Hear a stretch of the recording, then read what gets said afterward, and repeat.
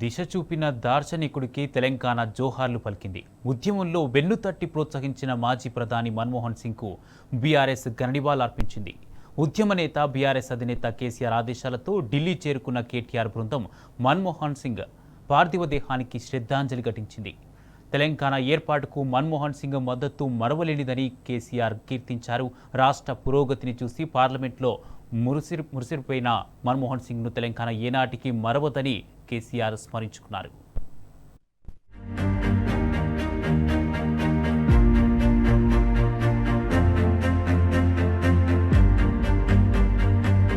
ప్రత్యేక రాష్ట్ర ఏర్పాటుకు సహకరించిన వ్యక్తుల పట్ల తెలంగాణ సమాజం ఎంతటి కృతజ్ఞత భావంతో ఉంటుందో చెప్పడానికి మాజీ ప్రధాని మన్మోహన్ సింగ్ కు బీఆర్ఎస్ పార్టీ అర్పించిన ఘన నివాళి ఓ ఉదాహరణ.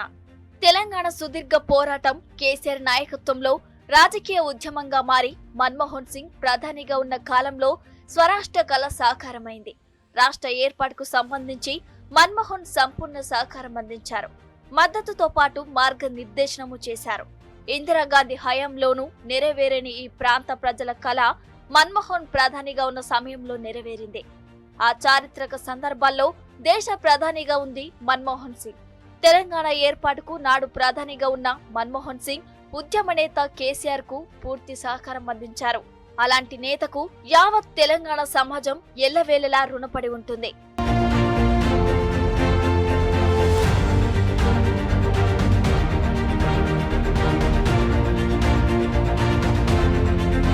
మాజీ ప్రధాని మన్మోహన్ సింగ్ మృతి పట్ల బీఆర్ఎస్ అధినేత కేసీఆర్ తన ప్రగాఢ సంతాపం తెలిపారు. దేశ ఆర్థిక సంస్కరణల ఆర్కిటెక్టుగా మన్మోహన్ సింగ్ దేశానికి అమోఘమైన సేవలందించారని అన్నారు. తెలంగాణతో మన్మోహన్ కు ప్రత్యేక అనుబంధం ఉందని, ఆయన క్యాబినెట్ లో మంత్రిగా పనిచేసిన నాకు వారితో వ్యక్తిగత అనుబంధం ఉందని పేర్కొన్నారు.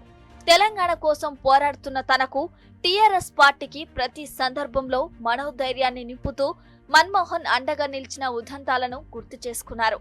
రాష్ట్ర ఏర్పాట్లో సానుకూల వైఖరితో మన్మోహన్ సింగ్ అందించిన సహకారం మరవలేనిదన్నారు కేసీఆర్.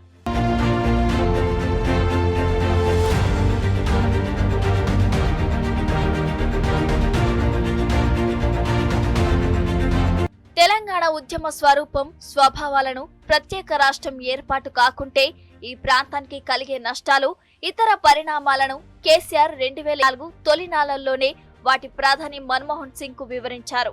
1971లో ఉవ్వెత్తున ఎగిసిన తెలంగాణ ఉద్యమాన్ని అణచివేసి ఇందిరాగాంధీ చేసిన ఆ పొరపాటును మళ్లీ చేయకూడదని కేసీఆర్ పదే పదే నాటి కేంద్రాన్ని కోరారు.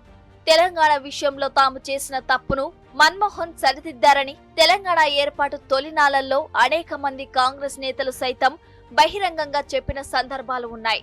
దశాబ్దాలుగా తెలంగాణపై కొనసాగిన అణచివేత, ఆర్థిక దోపిడీ, సామాజిక సాంస్కృతిక వివక్ష తెలిసిన అతి కొద్ది మంది జాతీయ నాయకుల్లో మన్మోహన్ సింగ్ ముందు వరుసలో ఉంటారు.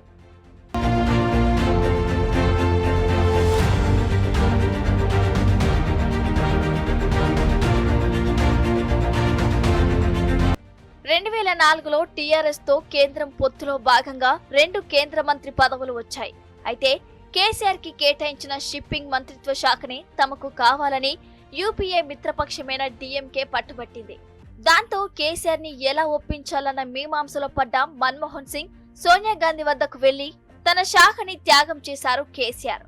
తాను మంత్రి పదవి కోసం ఢిల్లీకి రాలేదని, తనకు కావాల్సింది తెలంగాణ ఏర్పాటని, దానికోసం ఏ శాఖ కూడా ఇవ్వకపోయినా మంచిదే అని కేసీఆర్ చెప్పడంతో కేంద్రం ఊపిరి పీల్చుకుంది.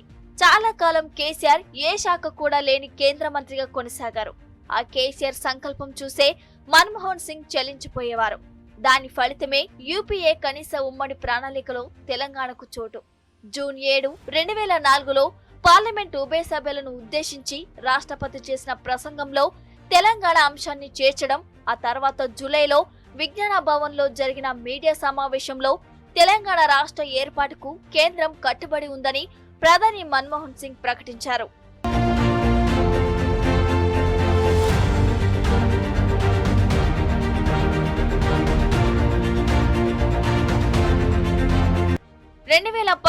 ఫిబ్రవరి 19న పార్లమెంట్లోకి బిల్లు వచ్చేదాకా మన్మోహన్ సింగ్, కేసీఆర్ అత్యంత గోప్యంగా వ్యవహరించారు.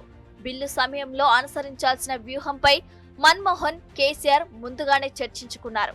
నాడు ప్రతిపక్ష నేతలుగా ఉన్న అరుణ్ జైట్లీ, సుష్మా మద్దతును కేసీఆర్ కూడగట్టడంతో ఇద్దరి వ్యూహం ఫలించిందని చెప్తారు.